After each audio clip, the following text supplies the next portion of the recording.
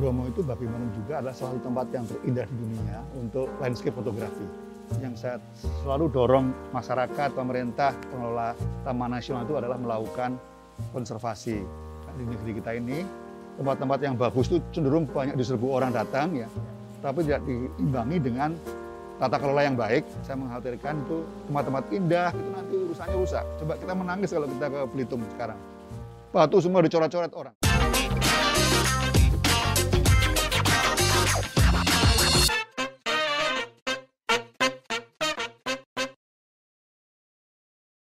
Anda adalah sosok penting perkembangan perbankan di Indonesia. Anda memulai karir di Bank Eksim.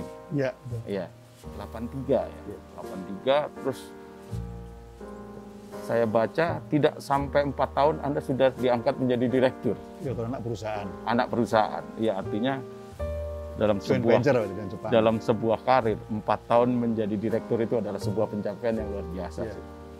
Setelah itu kemudian Anda menjabat posisi-posisi penting di berbagai bank, termasuk BNI, BII, gitu kan, termasuk juga menjadi komisaris independen di BCA, menjadi ketua Perbanas, Perhimpunan Bank-Bank Nasional. 3 periode. 3 periode. Itu saya kira terlama itu ya. Iya, paling lama dalam sejarah sebagai ketua Perbanas ya. Anda juga menjadi orang di balik penggabungan 4 bank ya. Iya, waktu krisis moneter ya, mergernya Bank Bumidaya. Saya salah satu tim ya. Salah satu tim ya. Bank Bapindo ya. Bapindo. Bank Dagang Negara. Bank Budaya. Dan Bank Eksim. Bank Eksim ya. Jadi 4 bank gabung ke Mandiri. Oh, jadi 5 sebetulnya. 4 bank itu merger ke Bank Mandiri ya. Tapi yang diingat orang hanya 4 bank jadi menjadi 1. Gitu. Oh gitu. Jadi, teknisnya secara hukumnya begitu. Jadi udah ada Bank Mandiri, yang 4 gabung gitu. Dan tentu saja pada saat itu persoalannya kan sangat banyak. Ya. Anda dikenal publik sebagai dokter bank-bank bermasalah. Ya. Nah, apa yang terjadi pada saat itu? Ya, sebetulnya orang mungkin agak rancu ya antara saya menangani bank bermasalah dan saya menangani kredit bermasalah.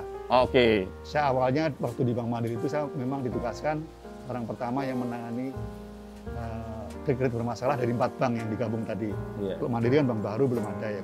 Jadi bank digabung, permasalahannya luar biasa banyak karena waktu juga krisis kan. Iya, jadi betul. dari 4 bank ini memang permasalahan dari kredit macetnya banyak sekali ya, sehingga kita waktu ada BPPN, kita waktu lembaga yang nomor 2 terbesar setelah BPPN lah untuk menangani kredit bermasalah. Jadi itulah kemudian sehingga orang karena memang kredit bermasalah itu kredit ada jantungnya kegiatan perbankan, orang menganggapnya ini ya bisa menangani kredit masalah, bisa menangani bank bermasalah. Kalau sesuatu yang berbeda. Tapi kebetulan memang saya ditugaskan waktu diminta menangani BI yang sedang bermasalah juga. Saya menjadi dirut di BI. Kemudian ke BNI juga karena ada bermasalah, saya pindah ke sana gitu. Jadi orang mungkin ingatannya seperti itu, tapi campur lah. Tapi memang saya lebih banyak menangani kredit bermasalah. Kredit bermasalah. Iya. Dan kemudian juga menangani bank bermasalah juga. Iya. Tapi itu udah lewat. Ya. Setelah di perbankan saya lebih banyak menekuni kegiatan sebagai ketua umum IICD, Indonesian Institute for Corporate Directorship. Jadi ini suatu lembaga nirlaba itu yang menangani kegiatan internalisasi tata kelola atau GCG, Good Corporate Governance, di perusahaan-perusahaan, terutama perusahaan publik. Ya. Itu saya, ini lembaga ini udah 20 tahun umurnya. Saya di 5 tahun terakhir menjadi ketua umum. Kemudian dari ketika itu saya mendirikan lagi semacam lembaga yang sama, tapi kali ini tata kelola untuk lembaga publik, IIPG, Indonesian Institute for Public Governance. Jadi misalkan kementerian, kemudian bupati, wali kota, gubernur itu kita bantu untuk meningkatkan tata kelolanya. Itu ada Pak Budiono, ada Pak Ada Pak Heri Kuntoro Yana, juga, ada ya. Kuntoro Mangunkusubroto, ada beberapa tokoh yang memang kita ingin mempromosikan tata kelola yang baik ya untuk agar ke depan Indonesia menjadi lebih baik Iya. dari segi tata kelola atau governance. Kemudian Bung Haryanto tahu juga saya sekarang ini ketua umum gerakan pakai masker nih. Iya. Saya pakai masker yang Oke. ada logonya ini. Ya. Gerakan pakai masker. Wah, saya Iya. belum ada logonya. Ya nanti ada. Nah ini yang ada logonya, tapi ini putih, monggo silakan. Oke, Nah, ini. iya, oke. Nah, itu nanti. Masker dari gerakan pakai masker. Iya. Ini Yang nanti, diinisiasi ya, didirikan Iya. oleh Bung Sigit iya, Pramono. saya waktu bulan Juni yang lalu Oke. kita tergerak untuk bagaimana kita ikut membantu pemerintah dan masyarakat. Tapi ini lembaga ini lembaga non pemerintah, nirlaba, non partisan. Jadi kami tidak berpolitik sama sekali. Oke. Saya mengumpulkan tokoh-tokoh yang relatif independen, ada Pak Agus Martowardoyo, ada Gusmus, Bang Aninoya juga gabung, Rudi Antara, ya, mantan menteri ada Pak Saleh Hussein, ada Ustadz Yusuf Mansur, ada Romo Muji Sutrisno, ada Mbak Yeni Wahid, ini gabung di gerakan pakai masker. Kita itu mau mengkampanyekan penggunaan masker ini, karena apa ini kontribusinya besar sekali. Karena di salah satu pelindungan yang bisa kita lakukan itu untuk menangani pandemi ini adalah, dan ini kewajiban perorangan, adalah pakai masker selain jaga jarak dan cuci tangan. Nah kami bergerak mulai dari bulan Juni, kita sudah melakukan penyuluhan untuk 9.200 pasar tradisional di seluruh Indonesia, tapi masih juga sampai sekarang orang di pasar, pedagangnya, dan juga masih belum disiplin. Ya. Nah kemudian kita kerjasama GPM dengan pemerintah Provinsi DKI, Ya. kita akan ulang lagi untuk penyuluhan di pasar-pasar, bagaimana supaya orang disiplin pakai masker, jaga jarak, dan sebagainya. Setelah itu kita masuk juga udah di pesantren-pesantren, kita masuk juga untuk kaum perempuan, kita bagi klaster-klaster ya, ada klaster keluarga dan anak, klaster perempuan, ya. Selain kita ada promosi billboard dan sebagainya, media luar ruang, media sosial, ya. Juga selain distribusi bantuan maskernya sendiri. Ya. Tapi kami ini bukan gerakan bagi-bagi masker. Ya. Kalau ada bagi-bagi masker, itu adalah tambahannya, bonusnya. Ya. Tapi yang penting adalah kita mengkampanyekan penggunaan masker. Ya. Ya, dan kami semboyannya adalah menyelamatkan nyawa, penyelamatan ekonomi. Ya, di gerakan pakai masker ini. Karena kami ingin ketika kita menangani pandemi ini, ekonominya bisa hidup, orangnya hidup, keduanya. Ya. Orang hidup, ekonomi hidup. Karena percuma kalau hanya satu diselamatkan, satunya tidak. Ya. Makanya kami juga memberikan contoh waktu itu seperti di konser di Banyuwangi dan segala macam, itu adalah untuk membuktikan bahwa menangani pandemi juga bisa jalan. Ya.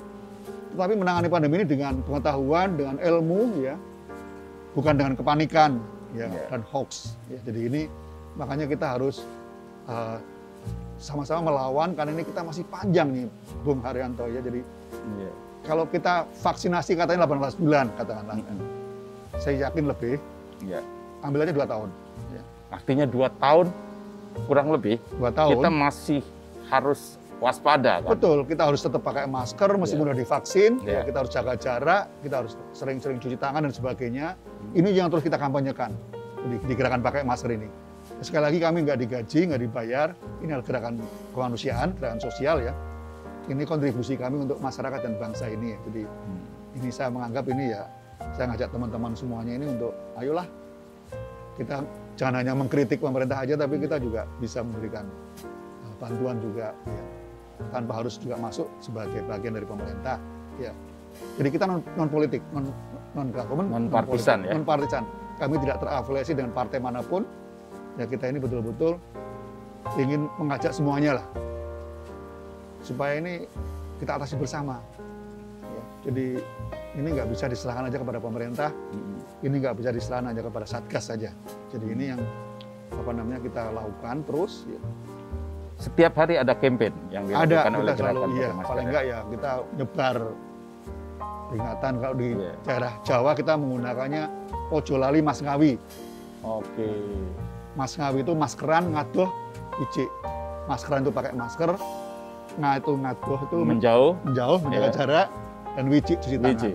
Nah, itu jadi kita di Jawa terkenalnya pokoknya Mas Ngawi, ya itu dari kita itu, dari gerakan pakai masker. Itu di seluruh Indonesia atau saat ini hanya di seluruh Indonesia? Kita juga seluruh Indonesia. Ribbon yang untuk anak-anak muda tertarik, itu ada foto-fotonya dengan seluruh bahasa daerah, ya ada disesuaikan ya. Ya intinya lindungi kamu dan aku dalam bahasa daerah macam-macam, lindungi kue karo aku dan sebagainya. Yang dalam bahasa Jawa misalnya, lindungi panjenengan kalian kawula dan sebagainya. Terus banyak semua bahasa daerah kita sebarkan juga, ya. Dan penyuluhan langsung juga kita lakukan. Ya. Ini yang kita lakukan. Nanti mungkin kita tambah ada titipannya. Meskipun sudah divaksin, tetap harus pakai masker, ya. Ya, karena jangan kayak tokoh yang maksudnya untuk jadikan contoh, tapi malah yang ngasih contoh yang nggak benar. Jadi kita nggak boleh. Karena tadi itu orang kebal itu proses ya kan, bukan setelah disuntik langsung kebal nggak bisa kena COVID. Kena, tetap kena dan bisa positif. Tapi kalaupun kena, kalau udah divaksin itu tidak terlalu sakit penderitanya, nggak terlalu itu, jadi artinya nggak sampai menginapi rumah sakit dan sebagainya. Tetap aja kena gejala segala macam ada misalkan. Tapi lebih ringan, karena namanya divaksin kan udah dilindungi dengan vaksin. Ya. Tapi jangan dianggap tidak bisa tertular. Ya makanya pakai masker itu harus. Pakai masker itu sudah melindungi kita 75%. Yang efektivitas masker itu 75%. Ya. Yang 25% dari mana? Mengimbangi jaga jarak dan sering cuci tangan. Ya. Kenapa cuci tangan? Karena kalau kita menyentuh sesuatu, ya, kita lupa nggak nyentuh mata dan sebagainya, itu bisa menular juga lewat mata, karena bukan karena terbang terus kena mata, enggak, karena sentuhan tangan kita sendiri. Yeah. Makanya kita harus cuci tangan. Sebenarnya itu bukan karena langsung belum terbukti bisa langsung. Yang langsung adalah ke mulut dan hidung. Makanya yang ditutup adalah lubang mulut dan lubang hidung. Karena cipratan juga keluar dari lubang mulut dan lubang hidung. Yeah. Makanya orang pakai masker pun harus seperti ini. Yeah. Harus sempurna menutupi lubang mulut dan lubang hidung. Gitu loh. Ya. Jadi kita kampanyekan betul-betul. Dan ini yang kita pakai ini masker 3 lapis ya. Dalam penanganan penanganan pandemi ini itu ada rumusnya. Pandemi menjadi terkendali karena lakukan 3M, pakai masker, jaga jarak dan cuci tangan, dan 3T, testing, tracing, treatment. Jadi rumusnya 3M plus 3T, tracing, treatment. Ya, 3T ya. Ya. Ditambah satu lagi V, vaksinasi. Vaksinasi. Ya, jadi nggak bisa hanya vaksinasi aja. Jadi sekali lagi PT, ya pandemi terkendali, rumusnya sama dengan 3M plus 3T, ya. Plus 1V. Plus V. V, ya. Vaksinasi. Vaksinasi. Nah, tadi disampaikan sama Bung Sigit, kampanye rutin dilakukan dari gerakan pakai masker ini. Ya. Nah, yang paling banyak kampanye dilakukan di mana? Jadi kita sekarang ini kita menggunakan kampanyenya yang pertama melalui penyuluhan untuk penyuluh PUP atau training of trainers. Ya, training for trainers. Itu bisa kita menggunakan metodenya virtual. Iya. Kita berjenjang. Nah setelah itu dari trainer yang kita udah training ini ya, atau penyuluh ini, penyuluhan untuk penyuluh itu nanti yang melakukan penyuluhan untuk ke target sasarannya pedagang pasar, santri, kiai dan sebagainya gitu. Yeah. Jadi kita kerjasama dengan itu.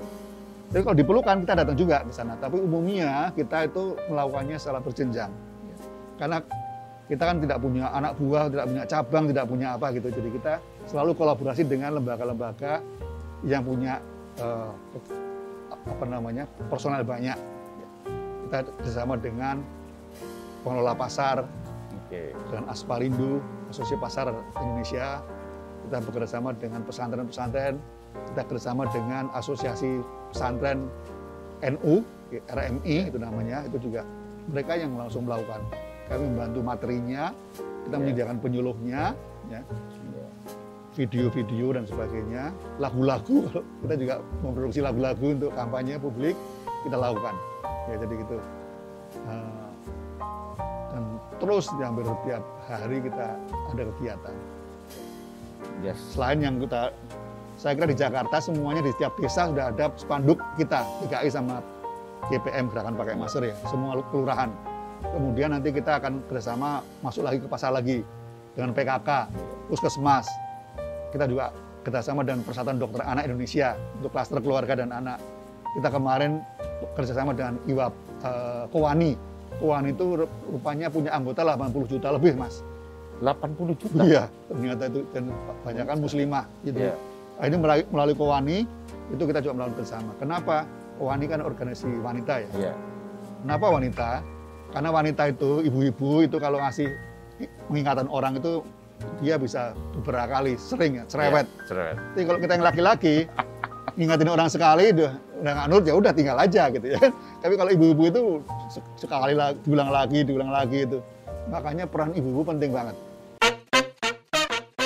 Ini sasaran kampanye gerakan pakai masker ini memang di berbagai sektor sih ya. Iya. Ya, ya masuk ke pesantren, masuk ke pasar, iya, masuk ke ibu-ibu. Bagaimana cara Bung Sigit untuk semakin menggaungkan lah gerakan pakai masker ini menjadi sebuah kesadaran, menjadi kesadaran semua orang dari semua kalangan. Karena ya tadi memang sudah diceritakan bahwa sasaran kampanye sudah dilakukan kan. Tetapi faktanya kan kita sering jumpai bahwa penggunaan masker itu masih belum maksimal lah. Di berbagai tempat keramaian kita masih lihat orang tidak menjaga jarak. Terus kemudian tidak sulit juga kita temui orang tidak menggunakan masker. Nah, ini artinya kan kondisi yang harus kita hadapi kan. Bagaimana supaya ini menjadi sebuah kesadaran bersama bahwa apalagi tadi Bung Sigit menyebutkan bahwa kondisi ini bisa 2 sampai 3 tahun yang akan datang. Kita tidak tahu kapan berhentinya kan. Kalau melihat tadi penggunaan vaksinasi, ya sekitar 18 bulan, 2 tahun lagi kita belum tahu bakal efektif atau tidak, bakal selesai atau tidak. Nah, kira-kira apa yang harus dilakukan? Harus terus-menerus, jangan bosan. Dan kami juga mengalami juga, ini jenuh juga, kita udah 8 bulan ya. Udah mulai, karena ya namanya manusia, kita jengkel, kadang udah dikasih tahu kok masih begitu, tapi ya harus terus-menerus. Kami mengatakannya, tadi kan saya mengatakan rumusnya itu pandemi yang terkendali sama dengan 3M plus 3T plus V, vaksinasi kan. V ini terakhir loh ya. Yang pertama kita harus lakukan 3M ini, pakai masker, jaga jarak, cuci tangan. Ya, terutama pakai masker itu kontribusinya besar sekali. Ini harus menjadi budaya kalau kita keluar rumah, rasanya kalau nggak pakai masker itu kayak nggak pakai baju, kayak telanjang. Dan ini mungkin terjadi, dan sebagian masyarakat Indonesia sebenarnya udah jalan, jadi pasti bisa. Ya. Sebetulnya kita nggak jelek-jelek amat di Indonesia. Banyak teman-teman saya yang bule-bule waktu datang ke sini juga, dia kaget-kaget juga ternyata di Indonesia lebih banyak orang pakai masker daripada di Amerika katanya. Dia ngomong gitu kata. Jadi di beberapa negara memang begitu. Jadi memang kita sebenarnya lumayan, tapi memang harus terus. Bung Haryanto, jadi kita harus terus ingatkan terus. Karena 3M ini, kalau saya mengatakan tadi ya, pakai masker, jaga jarak, cuci tangan itu kalau di dalam ilmu fikih agama Islam itu, ini termasuk fardu ain. Fardu ain ya. Fardu ain, jadi fardu yang harus, kewajiban yang harus dilakukan semua orang perorangan.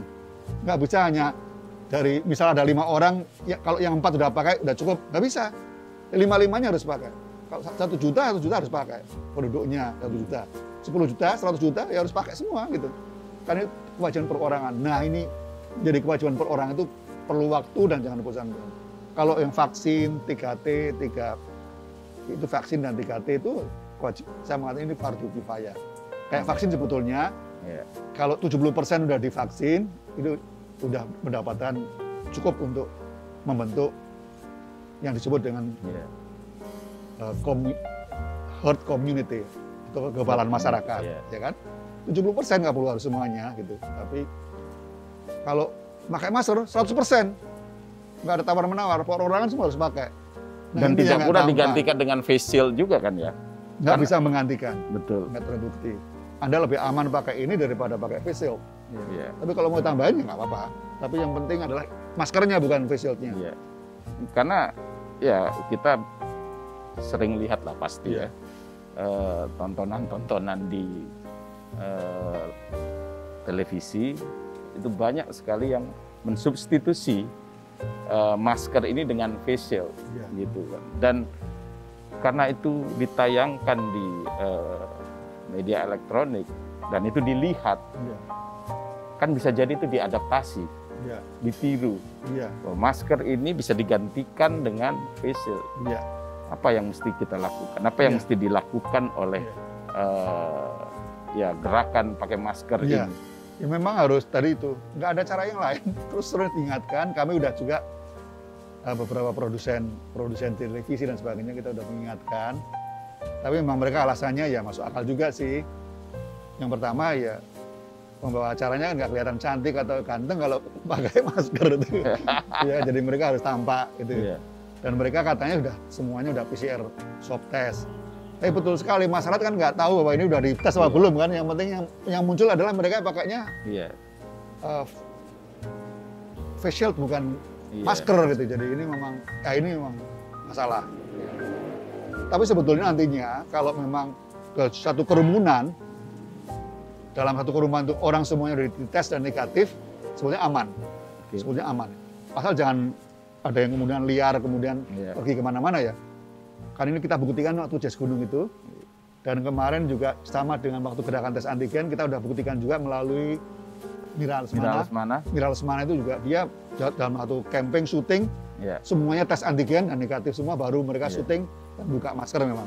Tapi dia nggak boleh, orangnya nggak boleh kemana-mana, nggak boleh ketemu orang siapapun yang tidak dites. Aman. Sampai selesai syuting selesai, aman semuanya ya. Dan itu nanti akan menjadi game changer-nya begitu Mas. Jadi kalau kita melakukan kegiatan apapun, yang penting harus dites. Kalau negatif, aman sebetulnya. Tapi lebih baik, seperti saya katakan, berlapis-lapis. Ya kalau meskipun sudah dites, pelindungan keduanya tetap pakai masker. Ya nanti setelah itu kita cuci tangan sering-sering dan sebagainya. Seperti itu harus memang, mau nggak mau. Ya, termasuk kami ini ketika sebelum bertemu dengan Bung Sigit, kami semua satu tim melakukan PCR test. Alhamdulillah negatif semua. Makanya kami berani melakukan interview. Betul. Gitu. Jadi memang harus begitu karena kami juga rutin kata keluarga kita juga kita tes. Karena kalau tidak kita akan di rumah terus dan ekonominya mati. Kalau kita nggak bisa bergerak seperti ini. Oke, Bung Sigit, pencapaian Anda selama ini mulai dari sebagai seorang bangkit, inisiator gerakan pakai masker, pendiri Jazz Gunung dan yang lain-lain ini, ada skala 1 sampai 10, Anda beri poin berapa pencapaian Anda saat ini? Saya ini hidup di kultur orang Jawa. Orang Jawa itu paling susah kalau disuruh menilai dirinya sendiri. Dan nanti cenderung menilainya rendah atau terlalu rendah. Saya nggak tahu. Tapi bagi saya sebetulnya hidup itu satu proses. Kita berhenti berproses kalau kita udah mati. Jadi kita ya pokoknya bergerak aja.